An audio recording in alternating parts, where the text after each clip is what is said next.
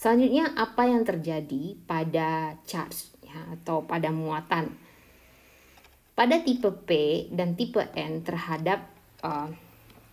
terdapat muatan tetap atau ada yang namanya muatan tetap fixed carrier ya. Yang satu lagi ada yang namanya mobile carrier. Ada dua tipe ya. Mobile carrier ini adalah muatan yang bisa pindah-pindah. Sedangkan fixed carrier ini adalah muatan yang tidak bergerak. Dia di situ aja terus ya. Nah, pada tipe P, mobile carrier-nya, tipe P, ingat apa tipe P? Tipe P adalah silikon yang didop dengan golongan 3 yang kekurangan elektron. Jadi mobile carrier-nya adalah hole ya. Pada tipe P itu mobile carrier-nya itu adalah hole. Ya.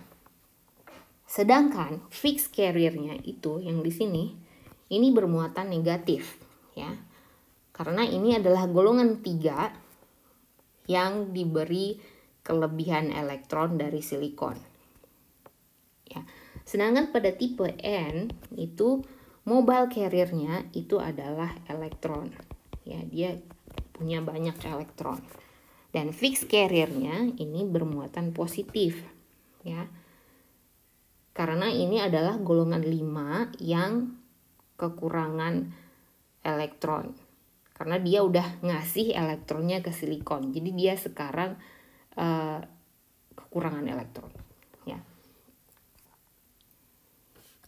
Apa yang terjadi pada muatan ini ketika dua material ini disambungkan? Akan terjadi difusi muatan ya, dari muatan yang berkonsentrasi tinggi ke muatan yang berkonsentrasi rendah. Jadi sebelumnya kita tahu kalau di tipe P itu banyak hole. Jadi hole ini akan berdifusi dari tipe P ke tipe N. Sedangkan tipe N punya banyak elektron ya. Tipe N punya banyak elektron sehingga dia akan berdifusi ya, enggak lewat luar, dia itu lewat sini ya. Dia berdifusi pindah ke sini, sedangkan di tipe P punya banyak hole, hole-nya akan berdifusi ke sini. Ya, karena ada perbedaan konsentrasi hole dan elektron di antara kedua sisi, maka dia akan berdifusi.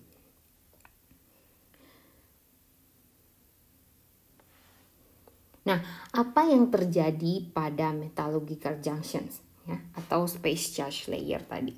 Jadi space charge, apa yang terjadi di daerah tempat pertemuannya P dan N ini?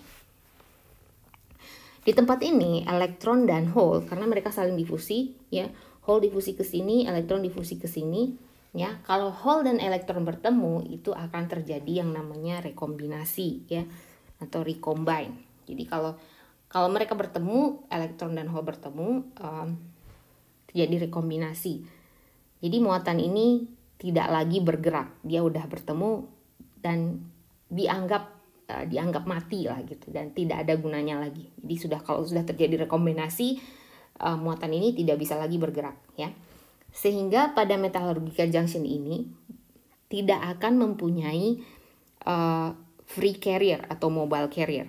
Jadi dia akan kehabisan mobile carrier karena terjadi banyak rekombinasi di sini. Karena hole-nya pindah ke arah N, sedangkan elektronnya pindah ke arah P, sehingga banyak pertemuan yang terjadi di metallurgical junction ini yang menyebabkan habisnya mobile carrier di sini. Akhirnya yang tersisa hanya fixed carrier ya. Hanya yang tersisa di sini hanya fixed carrier ya. Sehingga ini disebut juga sebagai, sehingga space charge layer ini juga disebut sebagai depletion region ya, di mana daerah yang tidak punya mobile carrier.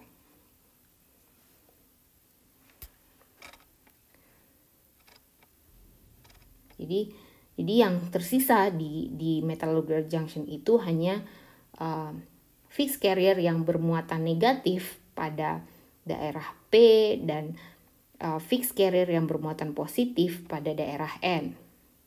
Ya. Sehingga apa? Sehingga sekarang kita lihat di sini isinya positif semua, di sini sekarang isinya negatif semua, sehingga dan mereka tuh berada di satu sisi dan terpisahkan dengan baik, maka yang ini akan menimbulkan yang namanya built-in potensial, ya. Inilah yang menyebabkan terbentuknya built-in potensial pada PN junctions, yaitu karena ada daerah yang tidak punya mobile carrier dan muatan positif dan negatifnya itu terpisah dengan baik, sehingga sekarang kita punya yang namanya built-in potensial, ya. Jadi sekarang ada beda potensial antara P dan N. Selanjutnya, karena ada beda potensial ini, karena ada built-in potensial ini, muatan ini juga akan bergerak dengan metode yang namanya drift, ya. Jadi muatan itu bisa pindah dengan difusi, ya, karena perbedaan konsentrasi. Yang satu lagi karena drift, ya. Drift ini pindah karena yang namanya ini potensial. Jadi kalau ada perbedaan potensial, muatan itu pasti pindah dengan cara drift, ya.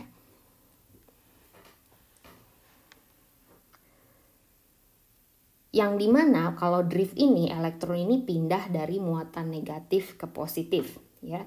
Elektron akan pindah dari muatan negatif ke positif. Jadi di sini kalau kita lihat, elektron itu akan bergerak ke sini, ya, bergerak ke sini dengan cara drift.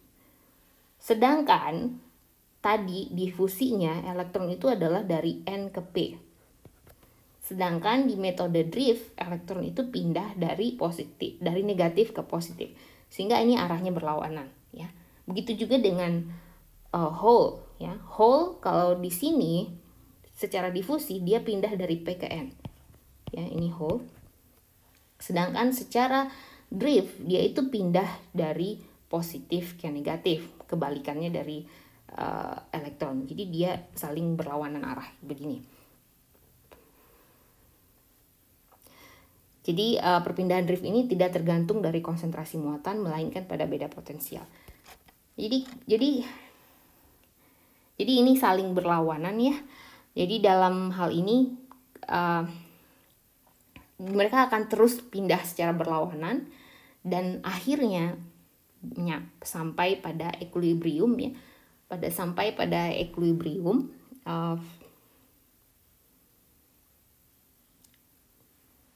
dan mencapai kesetimbangan. Jadi kalau udah saling sama kuat, ya, antara drift dan difusi, dan dia akan stop untuk pindah. Jadi kita sampai pada equilibrium.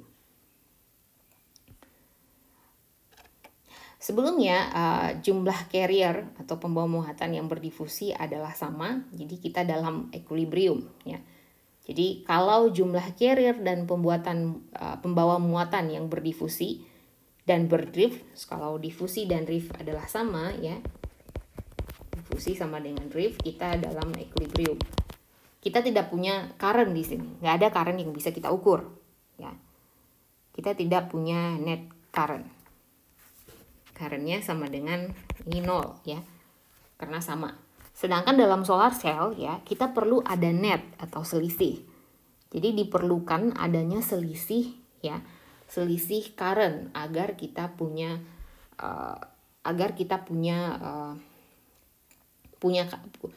bisa mendapatkan arus. Jadi perlu ada selisih dalam current sehingga kita dapat mendapatkan arus.